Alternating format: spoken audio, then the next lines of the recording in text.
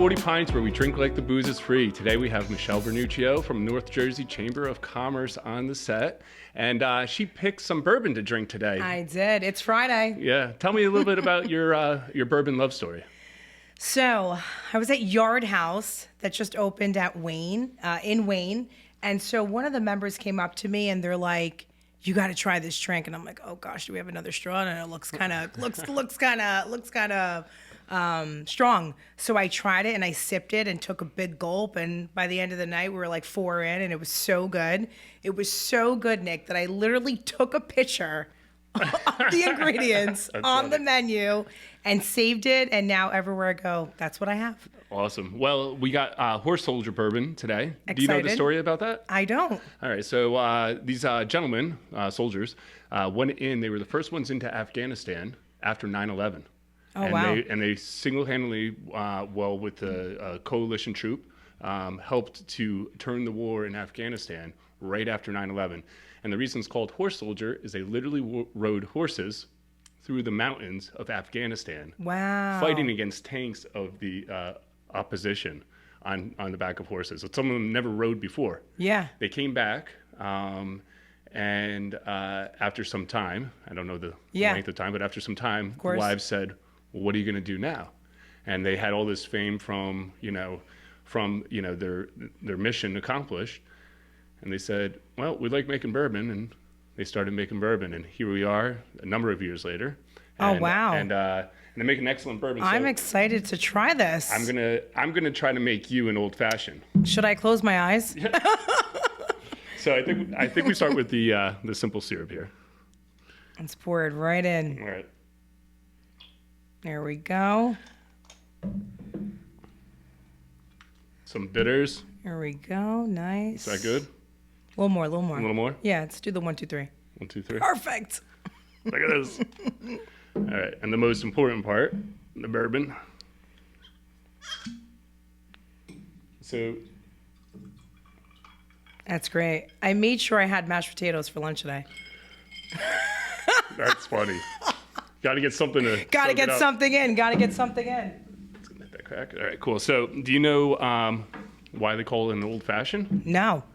So, back in the 1800s, alcohol was like one of the medicinal whiskey was like the main medicinal, thing that they provided people. And in the morning when you weren't feeling well, what you got was a glass of ice, a little sugar cube, poured some whiskey on it, a little orange garnish. Wow, and that's where it came from. And that made you feel better. Well, old fashioned, the name came from after Prohibition, all these different cocktails came about. Interesting. So the first cocktail was this. Cheers, by the way. Cheers. All right. And after Prohibition, they came back and everyone had all these different cocktails and all these different ideas because everyone was in the basement or traveling around the world, and all these different things came about. And people used to go to the bar and said, "Give me an old fashioned. I want an old fashioned cocktail. None of this new finagle stuff." So an old fashioned is named after that. And a lot of these places, we have a few new members that are opening up at the Garden State Plaza. Seasons 52, Eddie V's. It's this smoked old fashioned. Yes. Well, the way they present it to you, and it's like, oh my gosh, it's amazing. And I had one last week after an event. We had a few of the members just wanted to continue the networking, and it's amazing how even to the last sip, you still smell like that smoky taste in the cup. And I was like, oh gosh, can I get this to go? Very good. Yeah. Awesome. So I've been drinking my bourbon Pinkies up, on the pinkies rocks. up. Yeah. I mean, that's just how my finger goes. Yeah, me too. Me too. I'm not trying to be pretentious. It's just how it works. So tell us a little bit about the North Jersey Chamber and then and what you guys do there. So I get that question at least 7 times a day. No, we're excited. So the North Jersey Chamber, we're a regional chamber of commerce, and we provide over 70 networking and marketing opportunities for business leaders within northern New Jersey that are looking to grow their business. So I always get, well, what is North Jersey? What does that mean, on the geographical map? So what I like to say is it's if you're going down to AC for a conference, it's Hudson all the way out to Middlesex County. and all the surrounding counties. Heavily populated. I'd say our top 4 populated counties are Passaic, Bergen, Morris, and Essex County. Very cool. So it's a little bit more all-encompassing of New Jersey. Yeah. So you have to have your pulse or your finger on the pulse of business. So how are things? I mean, of course, everyone wants to know, how's business been? What are you seeing? Things are good. I mean, I do see a lot of industries just really taking that turnkey, right? That big P word, which is not pizza, which is my favorite.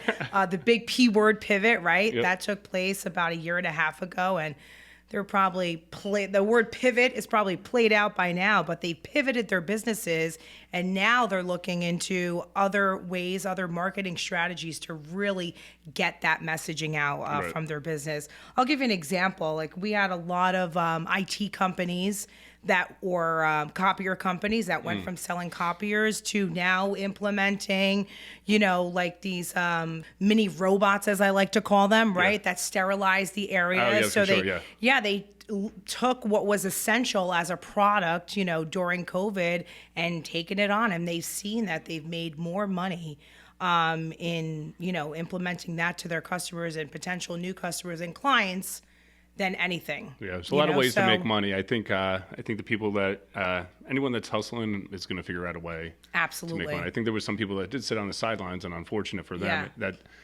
the sidelines lasted a lot longer than everyone expected. Absolutely. And then it hit a lot of people. But I think the people that are willing to hustle through it did just fine. I saw the biggest hustle with the restaurants. Yeah. Right? Mm-hmm. So we know who had to go to Uber Eats, now who's doing outdoor seating. Yep. Those tents are not cheap. I mean, if you're looking to rent one, you're looking at about $20,000 just to rent a tent. Yeah. So during times, thank God for a lot of these PPP, loans and whatnot, SBA loans that were out there, they were able to pivot how they were serving food. One of the restaurants that I really saw take a turn, for the good, of course, was Calandra's. Which they immediately started implementing. One of my favorites, by the way. Yeah. Immediately started implementing family barbecues. Hey, you don't want to cook That's or cool. whatnot. You're working from home. We can give you a meal for 4. Yep. Boom.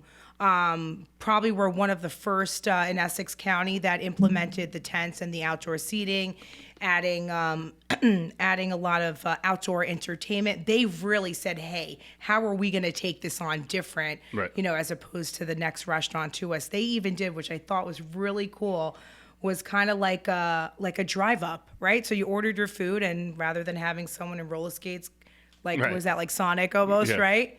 Literally would bring your food to your car and, gave you all the utensils or whatnot to eat it in there, or, whatever the case was. So it was pretty neat to see how some of them just ran with it.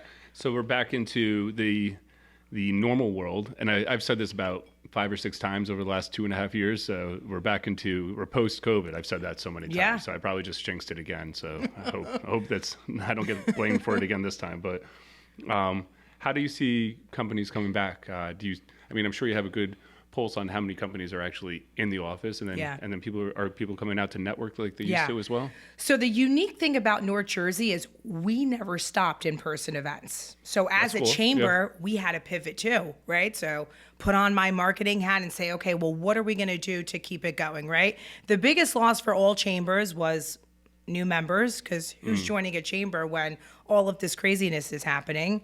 Who's renewing their membership, right? Because we saw a lot of business owners wanting to hold on to their money because we didn't know what was going to happen tomorrow.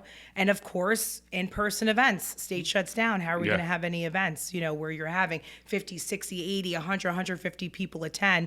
So we pivoted as a chamber, and we came up with this campaign called Connect to Connect 19 for COVID-19.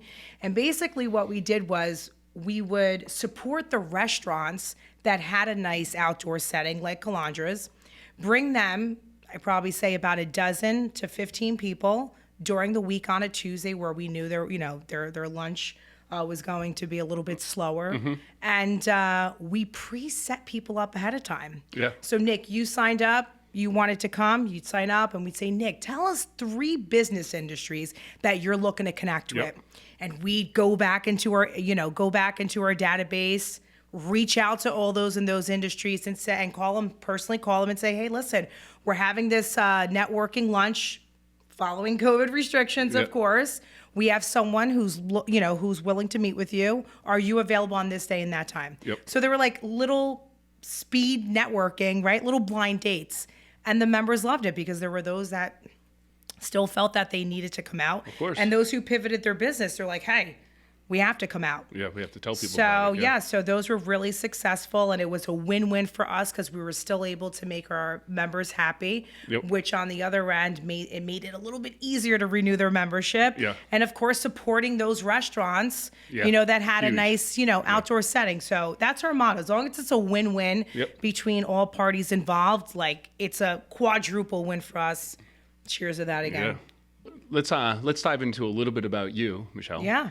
So, what was your first job, and how is that different than now? We would need 29 podcasts for that one, but I'll give you the. Well, your first job was really interesting. I'll give you the. I don't need every job. I'll give you the cliff notes. I don't need every job. So it's funny. So I have a degree in communication studies with concentration in PR. Okay. And now I completed my MBA with a concentration in marketing. Nice. So it's Congrats. always been my thing. Yeah. I've always been fascinated. I've never been a 9-to-5 person, for a job and whatnot. And so I applied for this job. It was a marketing position, and I found it on Craigslist, right? Yep. Craigslist, right? Back then. I've heard of it before. Yeah. Stay away. So it was for a marketing director position for a high-end dental practice. And I'm like, all right, why not, right? I've always had that mentality, like, just go for it. Whatever happens, happens. So I applied for it, and I get a call, and they're inviting me for a group interview. And I go to this group interview, Nick, and there's like 90 people there. Dentists, marketers, front desk people, insurance assistants, and whatnot. Out of the 90, I was down to the 2. And? I looked to the girl next to me. She was going for the marketing position. I said to myself, no way. They're not going to hire her. I can tell by her nonverbals, how she was sitting, how she was responding to me. No way. Second, third, fourth interview. Wow. They we'll make up her name, Jennifer. I'm like, are you kidding? How did they hire her? What did I do wrong? Something I've never done. I emailed them and I said, hey, thanks so much for the opportunity, this, and that. Hey, I just want to know for future interviewing, did something go wrong during the interview? Yeah. Please let me know so I know for future interviews. Never heard back. A few months later, I hear back. They're like, hey, the position's still available. You're interested? I go, Doc, I sent you an email. Like, what happened? He goes, Michelle, I felt like I couldn't control you. Doc, what? I'm the most coachable person out there. So he would tell the story that we went through a marriage and a divorce. I was hired. Yep. The girl, obviously, Jennifer, didn't make it. And so I was hired as the marketing director. My products, so to speak, were bringing in new patients and building ourselves up in the community. So I joined North Jersey Chamber, and I went to an event, and I was like, wow, look at all these people, and it was great. My focus to joining the chamber was to connect with physical therapists, chiropractors, do some joint venturing. We'll refer our patients, you refer ours, vice versa, and, kind of build that joint venturing aspect of it. And really, really successful. And I get a call from the old president probably like 3 years after that. He's like, listen, I'm probably going to drop dead before I'm 40. He goes, I've been doing this for 10 years. He goes, no one goes to school to run the chamber. He's like, I'm looking back at membership and our ambassador and, our ambassadors and leadership teams. He's like, would you want to do it full time? Wow. And at that time, I had left the dental practice because Doc decided to retire. And I said, who knows if they're going to keep a marketing person? So a high-end TMJ specialist hired me out of Manhattan. Well, Doc forgot to tell his manager he hired me. So she quits, Nick, like the Thursday before the Monday I'm supposed to start. So I get to work the first day. He's like, do you want the good news or the bad news? I'll make the bad news first. He's like, well, my manager quit. Now you're my manager. I go, no. Oh, boy. You hired me to do your marketing. Right. And it was just perfect timing where I was looking to get out because I saw this, this doctor was not hiring an office manager. And it's about being at the right place at the right time. Wow. So here we are. almost 5 years I was later. going to say how long? 5 years later, and proud to say I started off and we had 460 members. Yep. Practically doubled it. We're at 993 members. That's after so cool. 4.5 years. Wow. Which is pretty what cool. What progress. That's awesome. What progress. It went through a facelift. Yeah. I remember it. Yeah, no, it went through a you've facelift. been doing quite awesome. And I think the in-person networking and the chamber, I think the chamber in general plays a real important role in the economics of northern New Jersey and most communities, I should say. But also networking as part of your marketing plan is really important. So yeah. I'm sure you see some really good networkers and bad networkers. Yeah. Tell me a couple of do's and don'ts of networking. Yeah, absolutely. So we like to go through a 5-step process with our members, especially when they join. As soon as members join, they're assigned an ambassador leader, and then they come to something called freshman orientation. We're not serving bourbon, but we're serving burgers instead. And it's a great, lunch that they attend, and they learn about their benefits, and they're assigned an ambassador leader. But one of the things that we go through at that meeting is how to network. Yeah. Right? Because especially now during COVID, people were rusty.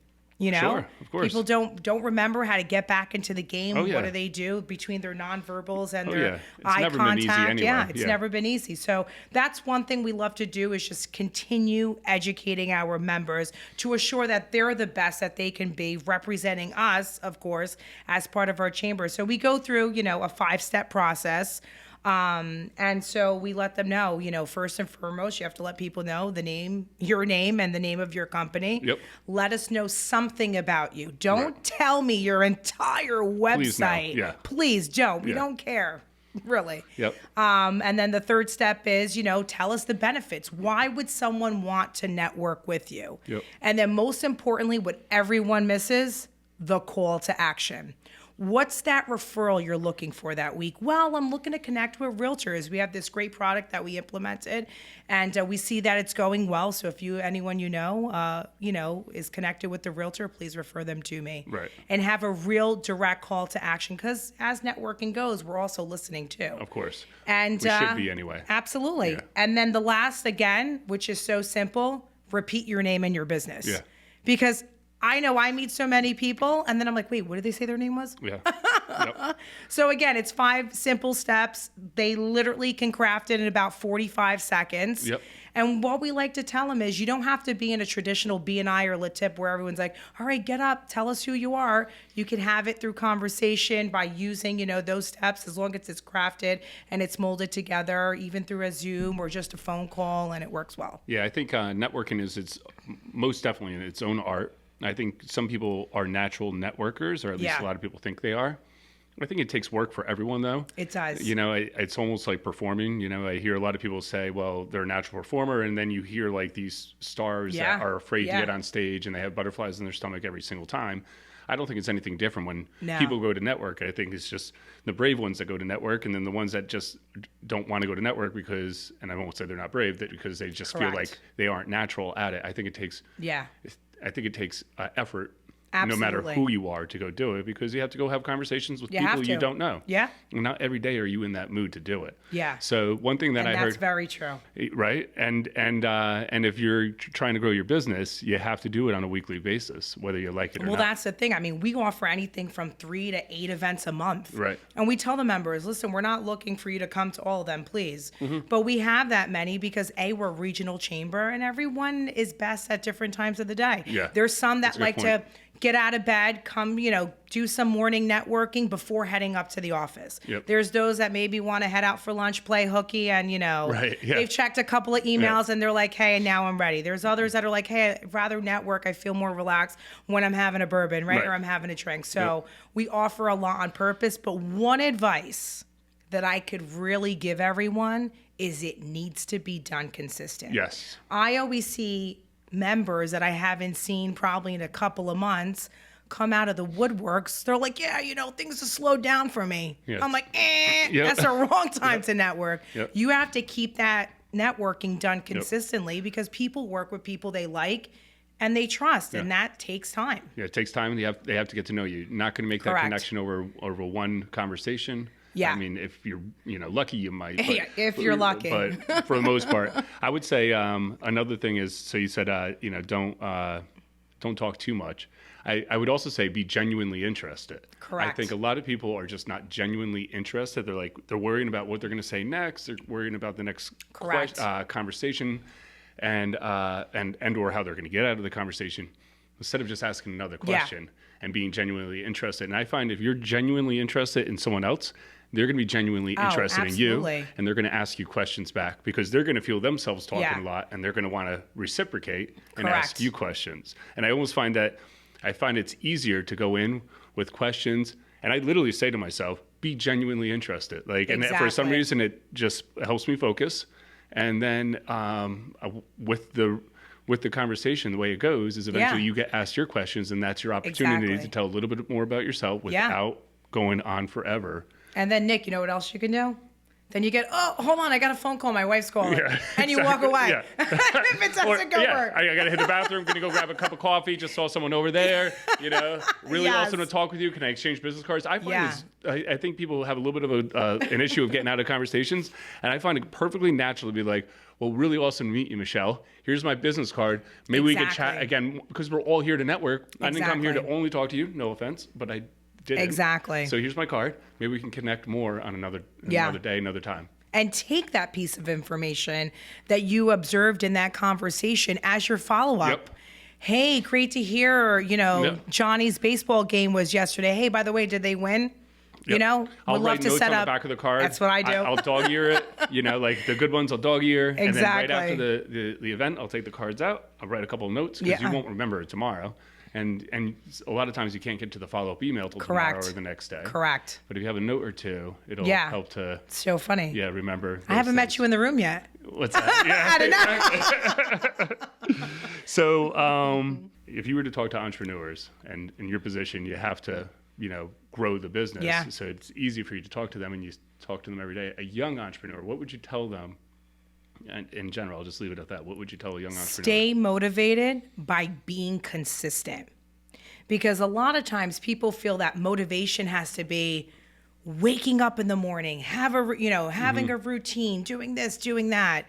But be consistent. Like you said, for example, if you're going to an event, I know for myself, I make it a habit that by the time I get home, I'm taking out those business cards. I'm going on LinkedIn. I'm requesting them. I'm sending them a short, a short little message. Yep. So again, be consistent with anything that you're doing, whether you're working with projects and whatnot, and just stay focused. There's a lot of competition out there. And as much as there is a lot of great people, you're going to get some haters, but really stay focused, stay consistent, and just always be willing to learn, and most importantly, know the current trends. Yeah. Know what's going on, whether it's business, whether it's the New York Times through the app, or, whether it's, I like to use Skim, SKIMM. That's a great app. So it's basically like the Cliff Notes of like the Star Ledger, just to know a little bit more about what's going on in the world, just to have conversations, because we are our brand, and our brand is building every moment. Yep. So that's super important. I'd like that be consistent, and I'll add one part of it is like play the long game. Yes. I think with Instagram and TikTok, and of course the old people on Facebook, but with everyone always sees someone on vacation and they think, well, they probably have an amazing job. Yes. They're making $1 million a year. Why am I still making this much and I haven't gotten my promotion yet? Meanwhile, they're just on vacation on a credit card, if they are even on vacation. Mm-hmm. They may have just have pictures from 2 years ago that they're reposting, Correct. By the way. They missed where it said throwback. Yeah, exactly. Yeah, On that exactly. Yep. And they forget that, it's the long game, Correct. And that if the consistency of people seeing you around will make them trust you. And eventually you'd be the go-to person. And that could happen. That could happen as early as your mid-20s. Correct. It probably won't happen in your early 20s. Yeah. But it could happen within a couple of years. And then if you stick with it in your 30s, you could be really the go-to person. And the critical mass could really start to build and gain. And by the way, like it might take a lot of time. Like Correct. I know it literally was only in the last few years where like Kraus marketing started to really grow, and flourish. Because it just took enough time for us to gain a name. Almost took 10 years But for you people built to a brand. Yes, to learn and trust us. I built a personal brand. I built a real company brand. Exactly. By always being there, always showing up, Yeah. always giving customer service. And people are like, oh, well, time to, especially young entrepreneurs, time to give up. And it's like, well, Yeah. maybe not yet. Maybe it's just time to hang in there a little bit longer. It's when you least expect it. I also, I'm an adjunct professor at Montclair State through the School of Communications and Media. And I tell my students all the time, like, build your brand, you know, like it's something silly as, hey, you're going out for a job interview and your email is babygirlxoxo@gmail. Like, what are you doing?